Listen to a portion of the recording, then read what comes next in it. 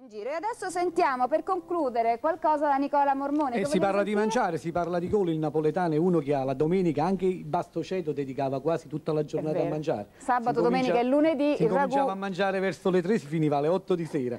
E infatti è la storia proprio di uno che invita degli amici a casa sua a mangiare e dice: venite con le mani piene, venite a trovare sto bella vista, tenga una bella casa ben esposta, 2 logge, 3 barcone, 3 finestre, una tavola mangiava 20 posti, venite a trovare sto bella vista, voi portate 2 spaghetti, qualche poco d'antipasto, 3 galline, 6 caprette, una canesta che pullasta, un bicchiere di vino buono, non mi vita fa mancare, e vi canta una canzone che ti faccia consolare.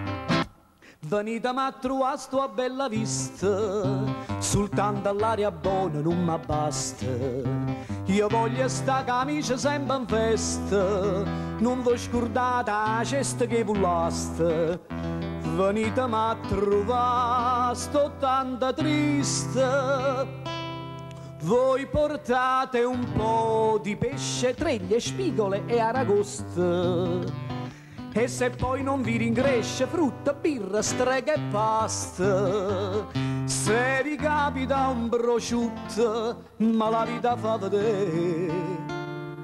Ricordatevi paccotte, chine, zucchero e caffè, venite a trovare sta bella vista, io tengo appena 10 figli e basta.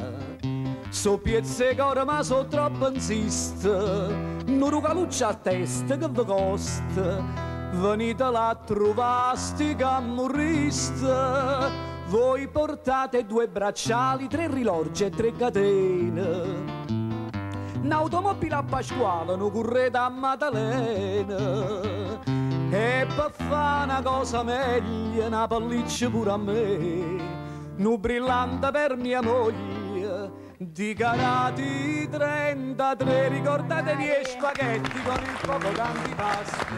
Grazie a tutti i nostri ospiti.